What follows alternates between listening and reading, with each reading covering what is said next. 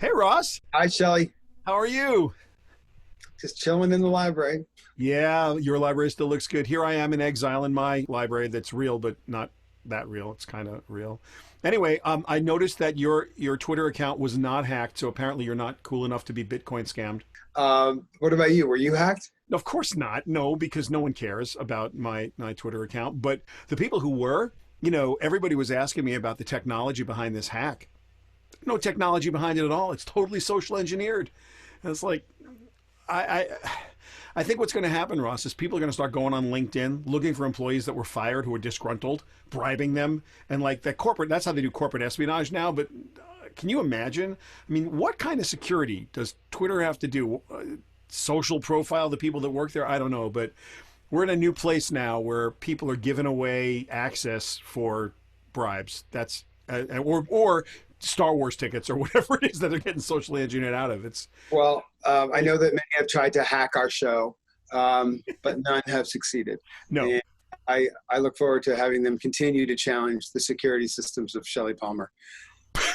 Don't say that, because they actually will, and we have no defenses whatsoever. Don't tell anyone that. While we still have control of the show, why don't we start it? All right, here we go. I'm Shelly Palmer, I'm Ross Martin. and you are listening to and watching. Think about this The more you listen, and watch. the less you know.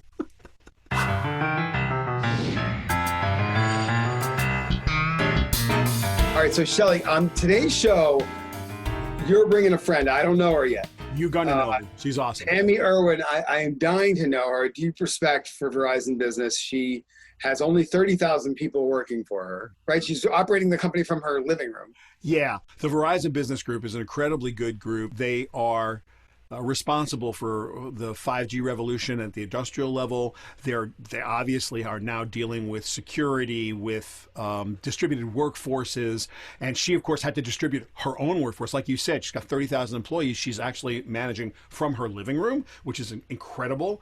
You're going to like her, so let's bring her right out.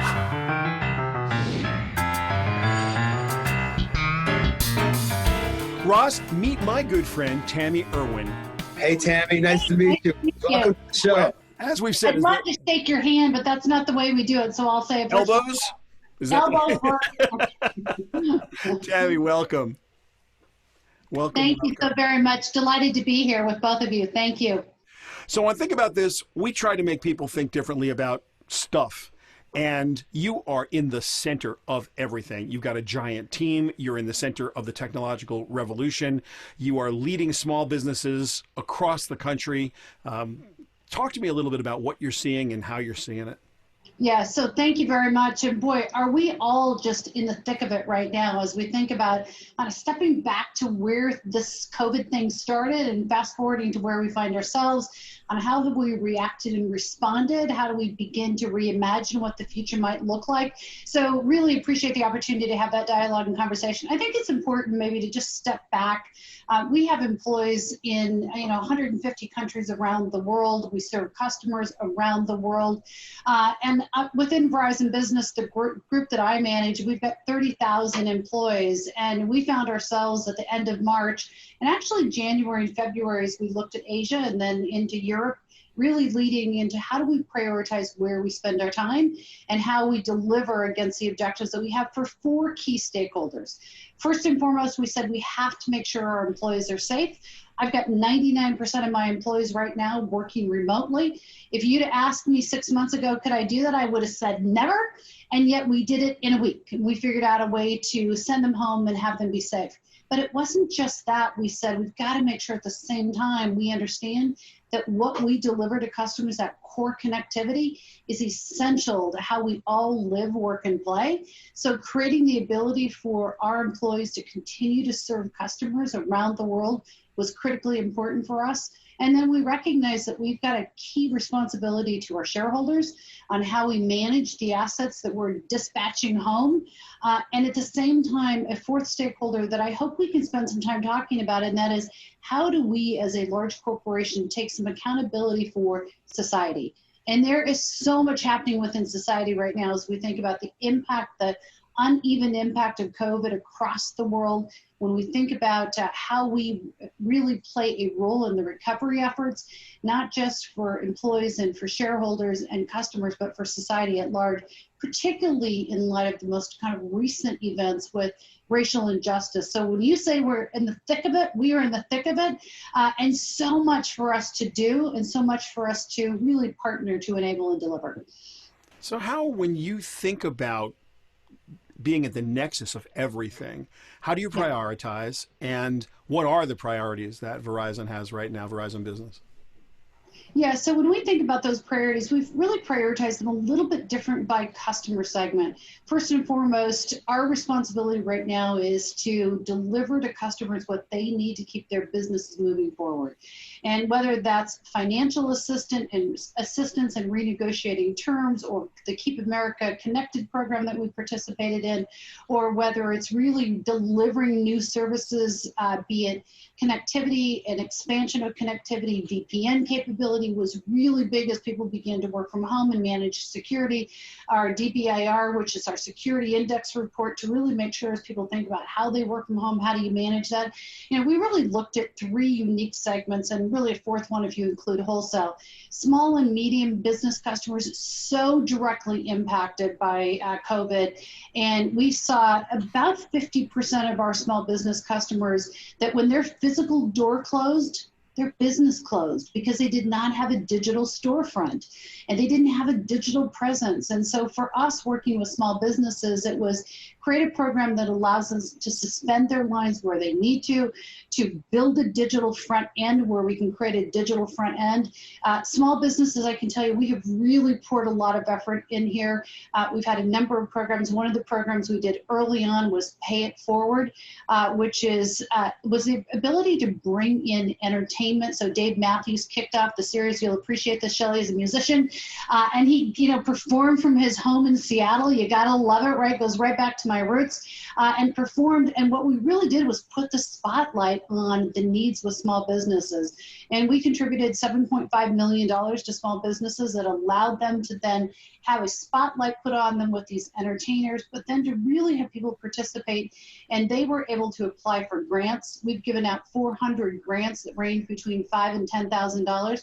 No benefit to Verizon, but wow, we need to be part of their recovery efforts. So, well, massive benefit to Verizon, I would say. I mean, because you were early on the brand side, you were early, first movers, and you jumped in very quickly. The Dave Matthews thing was one of the things you did, but the grant program, huge. And I think people, whereas some of your competitors, Tami, may have, thrown hundreds of millions of dollars at a problem for a press release. Mm-hmm. It seems from the outside like the work you were doing was more about sort of sustainable impact. You haven't stopped. You were first in there. My question for you is, like, I run an agency called Known. It's a medium-sized business. Before COVID-19, we had 6 offices. New York, Boston, Austin, Seattle, San Francisco, and Los Angeles. Yeah. 270 employees. Now we have 270 offices. Yeah. Right? So how do you shift your thinking as the CEO of Verizon Business for someone like me who's thinking, I now have to move my technology, all my infrastructure, everything we do from 6 to 270. Yep. And here you are in my house. How do you make this someplace that becomes an operations center that's just as effective as when I was in the office in New York? Yeah, we used to think about that hub and spoke to kind of a hub out to 6. Now it's that hub and spoke out to 275. That's right. And it's really about virtualized networks. And it used to be, one circuit connection to one, a kind of one-to-one relationship. Now it's about virtualizing those networks. And when you think about what Verizon has been doing and the work that Hans Vestberg is our CEO and Kyle Milady is our Chief Technology Officer, one of the really great things that they started 3 or 4 years ago as we planned for 5G was, how do you think about an integrated network? The intelligent edge network, where you bring together the assets of our wireline and our wireless, integrate them in to have a big pipe that serves all the needs of customers. So at the edge, you determine what needs to be done with that traffic. And that's really, who knew how right they would be as they were beginning that infrastructure and that plan to build for 5G, which is how do you distribute that network in a way that allows you to meet a different load and a different demand cycle. And we saw that through COVID. You know, the days of people driving in and that commute congestion, people started showing up for work at different times. Why? Because they weren't commuting in. The traffic was at home, not in the cities where you might otherwise see the traffic. You stopped seeing the handoff capability. You know, we went to Mother's Day call volume every single day. The calls were even longer than the normal Mother's Day call. And Mother's Day is the peak day for us. And so when you build virtualized networks, you have the ability to really flex and deliver where you need to.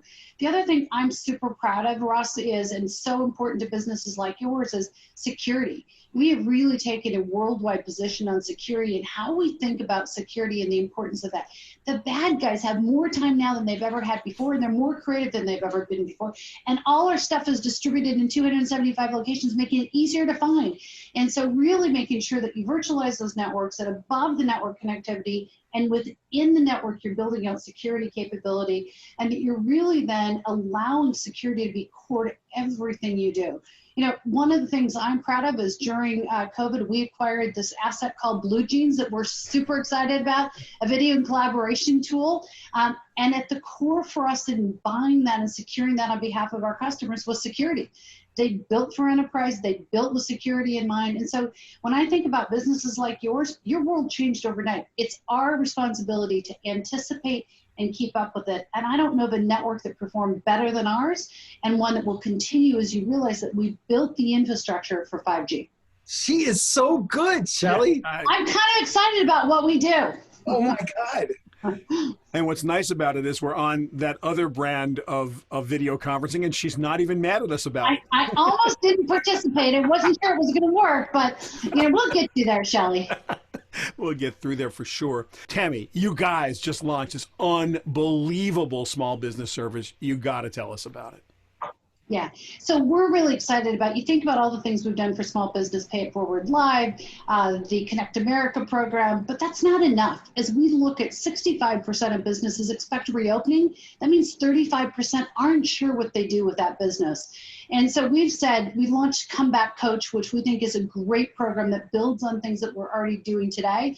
And that is the ability to have small businesses apply to have a coach, help them really rebuild their plans and rebuild their businesses. So these are experts that either have access to products and systems and tools or information that can help small businesses figure out, how do I navigate in this world that I don't understand, and try to redefine what success looks like.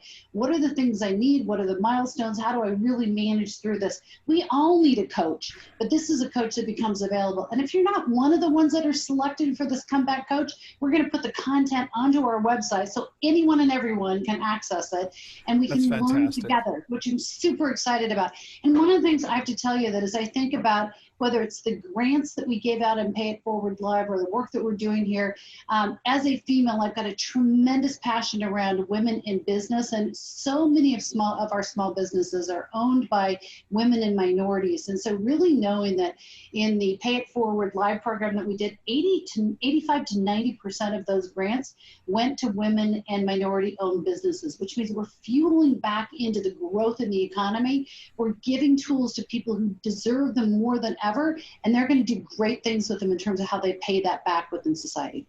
That's fantastic. One of the things, Tami, that's amazing about the Comeback Coach project, our own business, we find ourselves doing maybe 50% of that work with our own clients. You don't need to be a small business to need all of that help. And the difference between a big corporation being able to hire a consulting practice like ours or an agency like Ross's, you wanted to talk a little bit about society. To me, that's one of the most responsible things I've seen any big corporation do. It's like sustainable innovation, right? I'm not going to give you fish. I'm not giving you a grant. I'm teaching you how to fish. You will be able to go forward now with tools that you wouldn't have had otherwise. So first of all, congratulations for putting that out there. And thank you for putting it out there. It's an incredible program.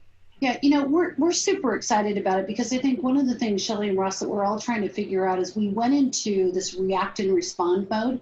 How do you react and how do you respond? And now as the fog begins to lift and we try to look forward, we're all trying to understand how do we reimagine what customers expect from us, what our partners expect? When do we pivot? When do we make that pivot to a new model? And so with the comeback coach, the ability to collectively learn together with these small businesses, how do you use the tools, the resources, the information? When's the right moment to reinsert yourself back into the economic turn up? All of those things that we're learning together. It's lonely when you run a small business. And so we can learn together, we can lock arms with these small businesses and really reignite the fire of the economic improvement as we think about the role small businesses play. What about, Tami, the expectations? We're talking about on your client's side. What about the expectations that your 30,000 employees have of you as a leader and of, working at Verizon in 2020, because they're all facing challenges of their own at home. Yep. This is an unprecedented time for leaders like you to sort of have to tackle existential challenges that are thrown at you every day, every hour that you didn't have to actually deal with before. Yeah. And there's just two things going on as well.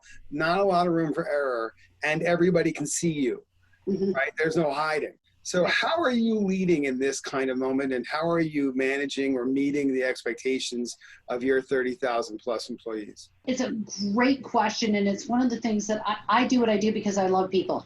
And so when I learned I was going to be sitting in my office at home and not have the day-to-day contact that I normally have, listen, I have learned to manage with video conferencing tools in a very, very different way, but we've really worked with the expectation that says we need to show up on behalf of our employees in the way that they show up on behalf of Verizon. Verizon launched a Verizon 2.0 a year and a half ago, which was a new way to face the marketplace and really align against customer expectations. But we also started an employee movement that said the employees that are part of the V team are the most important asset we have, and how we show up on behalf of them with the tools that are required for them to be successful. When early days, we said, if you can't come in because you need to care for someone in your home, a student, a parent, we had a caregiver leave that allowed people to stay home and do what they needed to do. We said, it's okay. We welcome the sound of barking dogs and the smiles of your kids. I've gotten to know people's kids that I could never have imagined. Why couldn't we in video conference? Let your kids sit on your lap. It's all right. That's all part of, I've invited myself, Verizon, into your home. And you graciously said, come on in and be part of what happens here. We've also worked really hard to make it okay for parents. I have a ton of respect for parents that are trying to have a career and manage education at the same time. And we've said, spend the first hour of your day and get your kids started with homework, and then jump into the work that you need to do. I have a posting in front of my computer here that is the guide to new business as unusual. And it's a contract I made with my employees about what will we do differently. Take time to catch your breath every day. Give me a break. Take the time during your day. It's okay.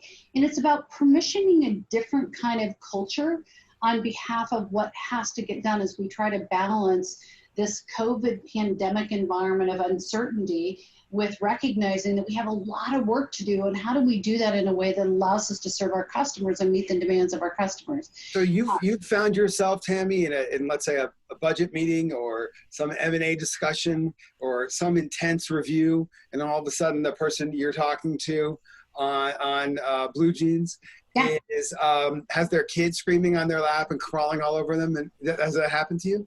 So absolutely, it happened today. I do a session where I do time with Tami, and I invite a random 16 employees from around the world to join the conversation. I do them every week, so it allows me to get to know a different group of people.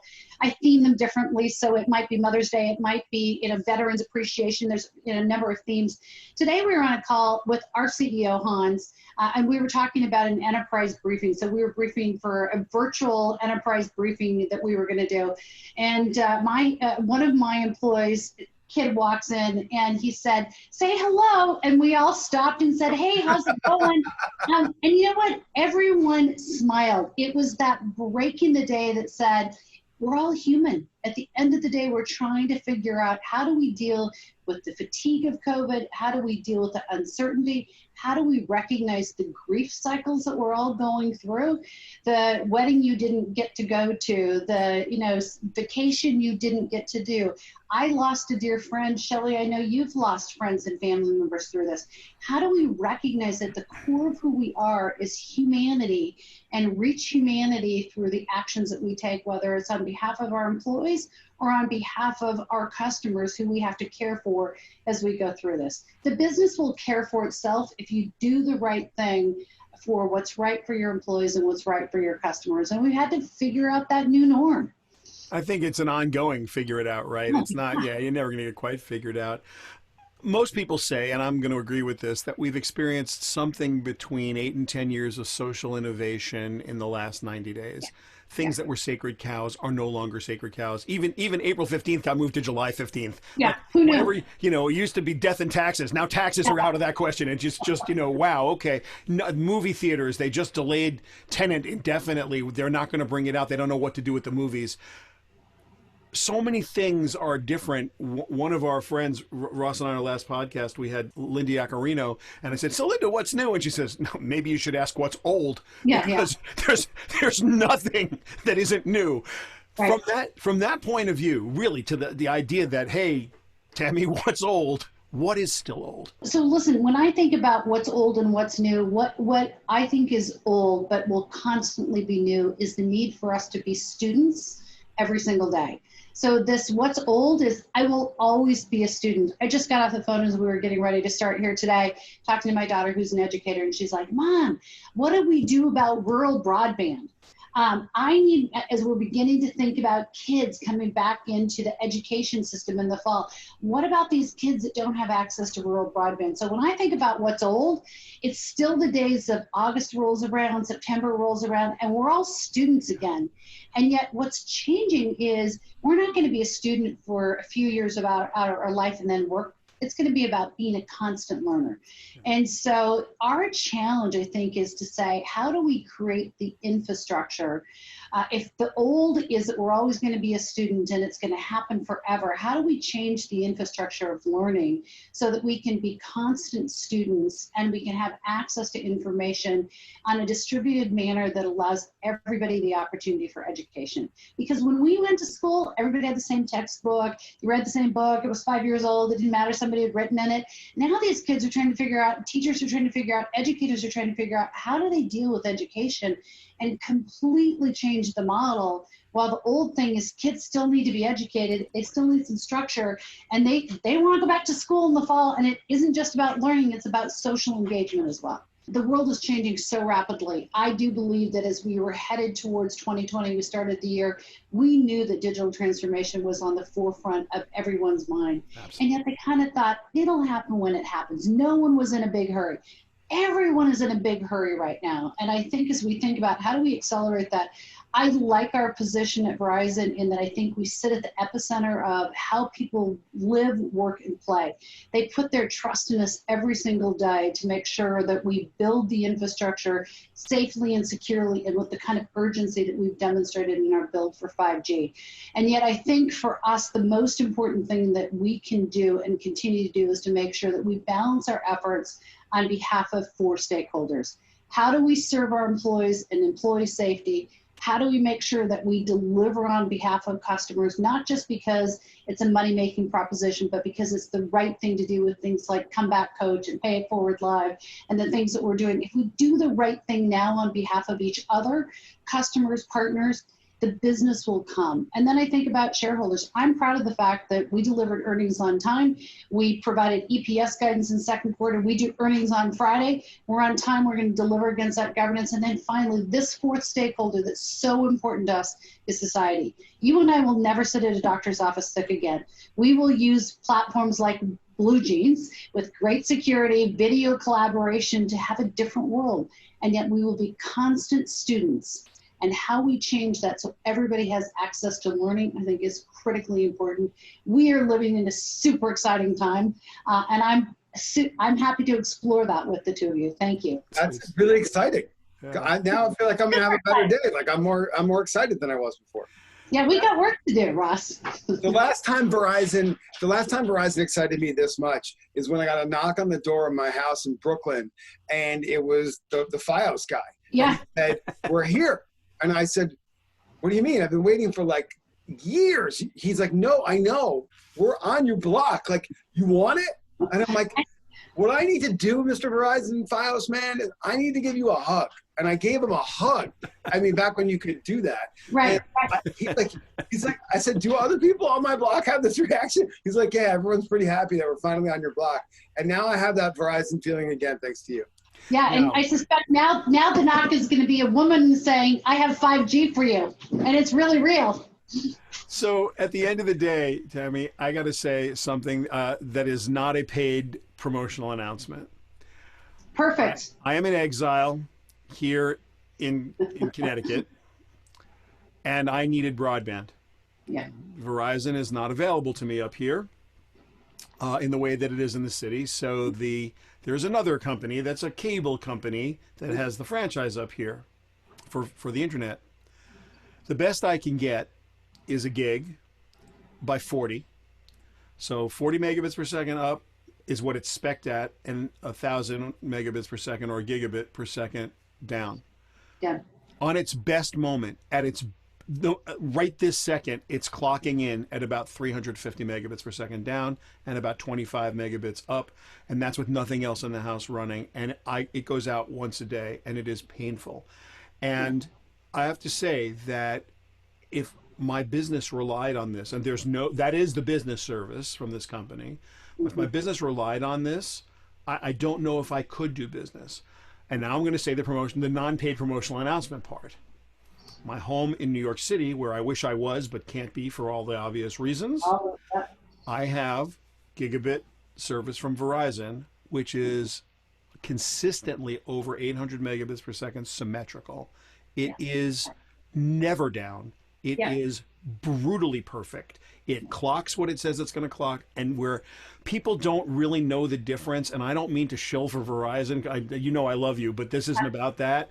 This is about when you say that there are rural broadband problems, they are profound, and I'm feeling them because I am in rural Connecticut right now, where the best I can do isn't good enough to do business.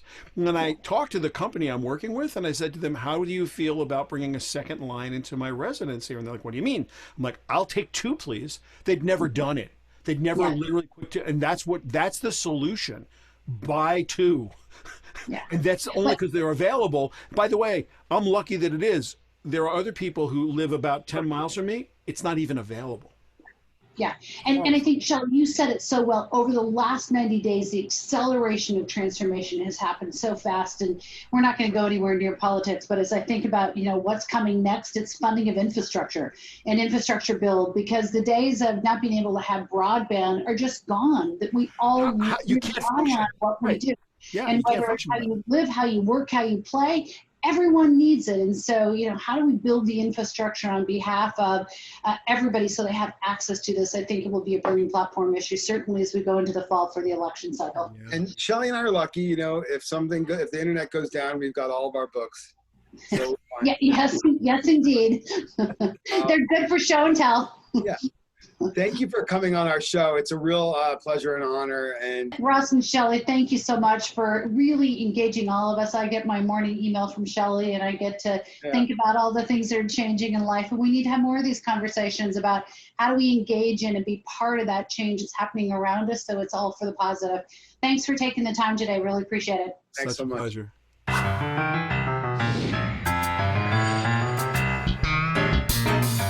Man, Shelly, I'm glad you brought her on the show because, Tami said a lot. One of the things she said that stuck with me is, if we do the right thing for people now, business will follow. Yeah. And when she said that, it sort of puts it very clearly, like what's at stake here, right? You either do the right thing, you're on the right side of history, and your business grows because you get to be part of the new economy, or you don't do anything or do the wrong thing, you're not there for people, and you're just not going to be part of the future of our economy.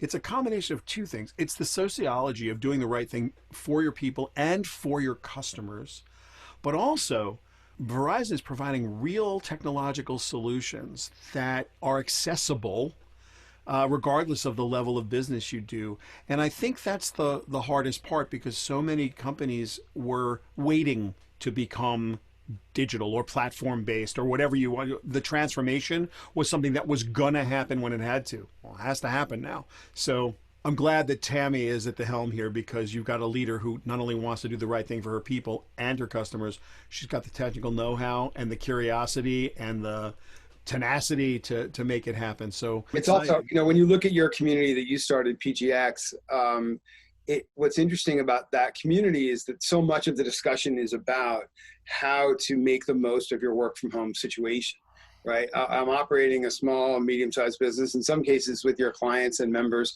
operating very big businesses. And without the work that Tami and team are doing and her competitors, it wouldn't be possible to conduct the kind of business at this level, at this volume that we are all actually trying to achieve.